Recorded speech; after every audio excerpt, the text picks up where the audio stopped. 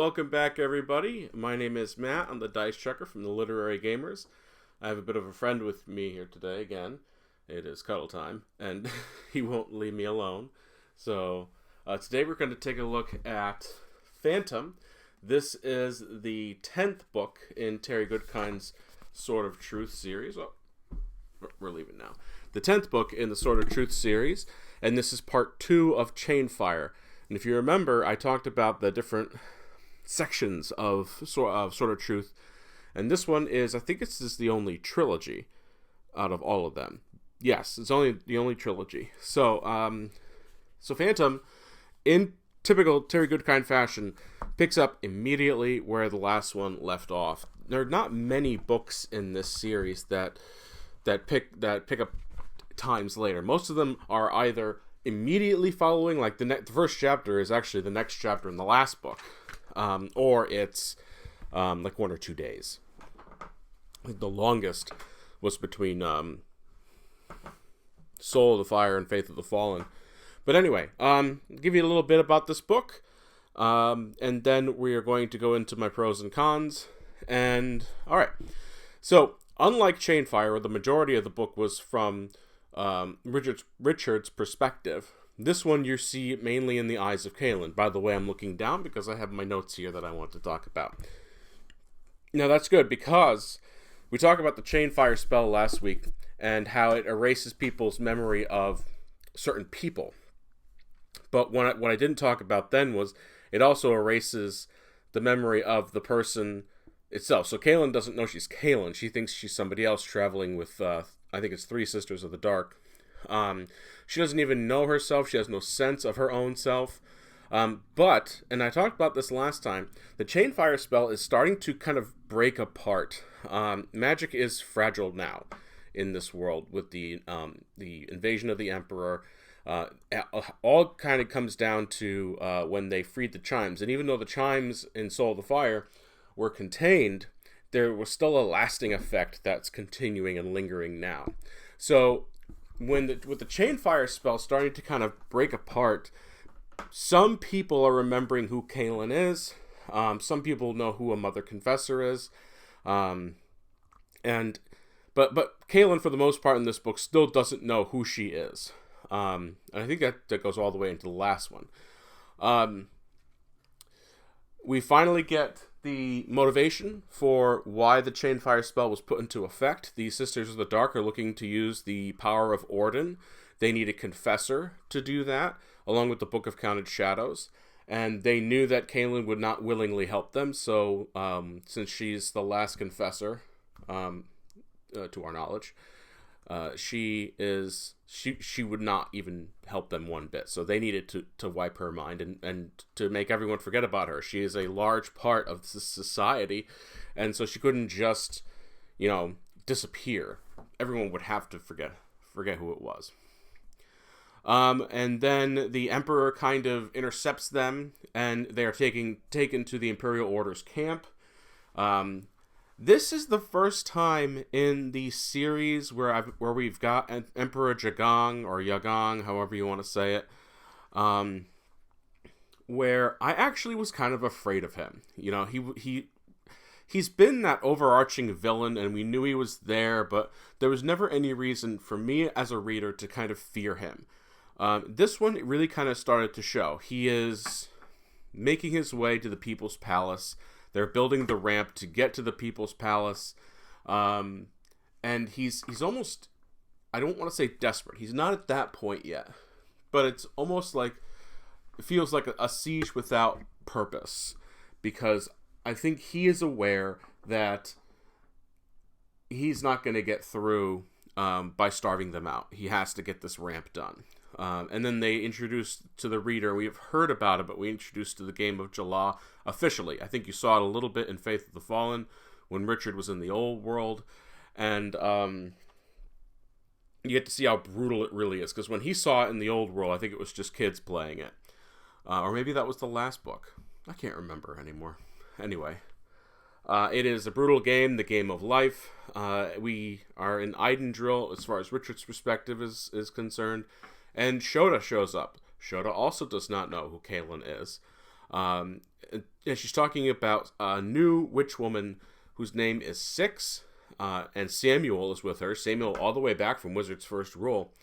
And along with Samuel is Violet. Now, if you can't remember Violet, I can't blame you. She was the princess in Wizard's First Rule that at the end, when she was taunting Richard, he kicked her in the chin and she chopped off her own tongue and drowned on her own blood. But she's back. Not going to tell you how in case you're going to read it.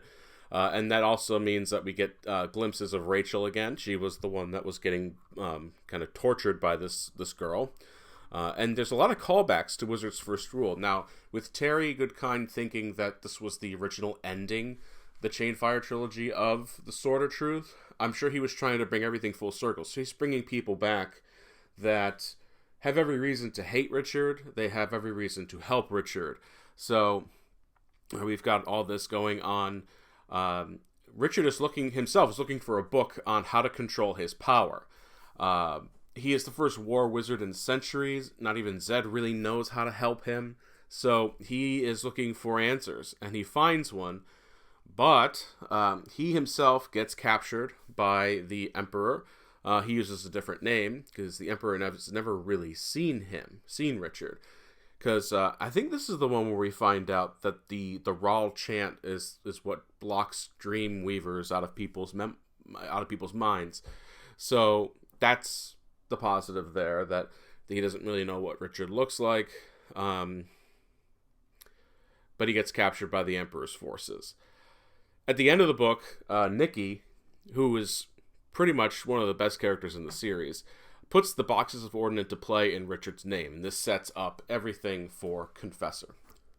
There's a lot of details I skipped over, only because if you wanted to read this on your own, then you would have a chance to enjoy some of it. In-depth reviews are great. They're long, but sometimes I find that when I watch an in-depth review of a book and then I read the book, a lot of the enjoyment for me is gone. I'm a discovery writer, which means... No, I'm not a discovery writer. I'm an outline writer. But I'm a discovery reader, which means that I do enjoy the ride going into it. Discovery writers, by the way, as a side note, is someone who just starts the book and goes without really a plan. That's not me. I'm a discovery reader, though. All right, so the Wizard's 10th rule. Willfully turning aside from the truth is treason to oneself. I got a lot of problems with this rule. The Wizard rules, of course, are just something almost like just morality statements, right? And statements of common sense, statements and maxims of life. Sure. But this one seemed a lot like an extension of the Wizard's first rule. Wizard's first rule was people are stupid. They'll believe a lie, basically, if it makes them happy. And I'm paraphrasing there, so that's not exact. And then willingly turning aside from the truth is treason to oneself. It seems like it should have all been one rule, like all the Wizard's first rule. Because this now just seems a little derivative. And that is my first con, is I thought the rule worked for the theme of the book. This book has no plot. And this book has no plot because it's the second book in a trilogy. And second books in planned trilogies have that. They really have no plot. The plot is an extension of the first one to set you up for the last one. And even the last one, the plot is just basically the ending of the first one. This is just transitory material. Okay? So the book has a theme. The theme is about, accepting the truth in the face of such lies. And the rule works for the theme, but I still don't think the rule is strong. It doesn't really... It's not one I remembered initially. I had to go back a few times to look at it and then realized I wasn't going to remember how to say it, and I had to write it down in my notes. So, anyway, that's the Wizard's 10th rule. And those are really my only two problems with the whole book. It is a second book in a trilogy. So it's going to suffer from the main issues that second books face. So the pros, we're a lot like Chainfire, we're back in fantasy. A lot of the political talk is done, and I think that's mainly because the invasion is reaching a height for the Emperor, and that also means that he's focused more on like the military matters in the book. He's focused on actually doing world building with the game of Jala, and there's a lot of great build-up. The lore that's in here, and I think this is where a second book can kind of shine. The lore that's in there grows to the grand conclusion of Confessor. And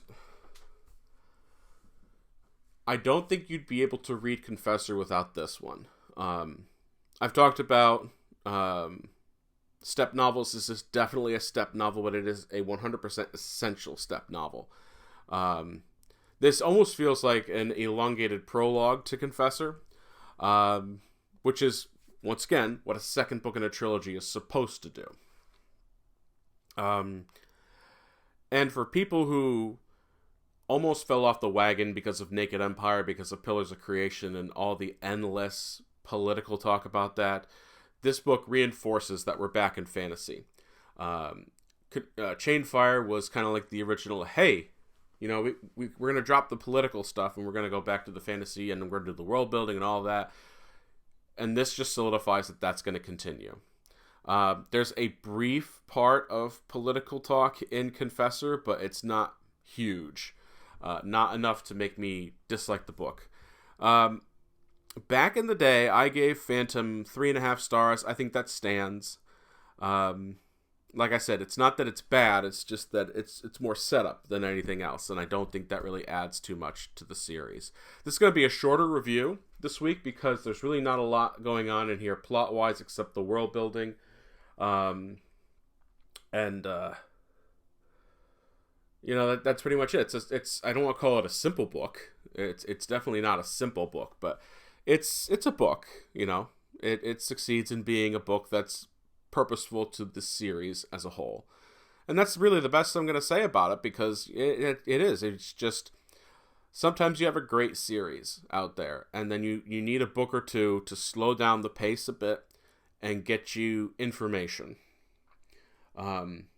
Most of the time, you know, it can be handled in one book. And because this is considered a trilogy, it's handled very well that way.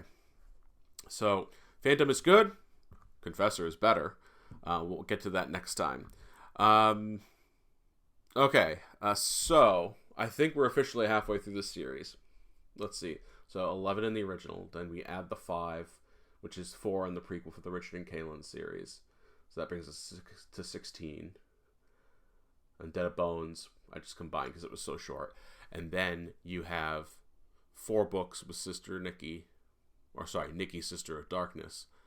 And then you have technically 5 books with Children of Dahara, but I'm just going to review them all as one, and that series is being printed as one nowadays. So yeah, we're officially halfway through. When we get closer and we're in the Nikki, Sister of Darkness book series, I will be asking for recommendations for what I should do next. So keep in mind that, you know, if they're giant books, then it's going to take me a while to read them. So if you recommend Stormlight, thankfully I've read them already. So I don't have to read them just on a recommendation. I am in the middle of Brent Weeks' I think it's Lightbringer.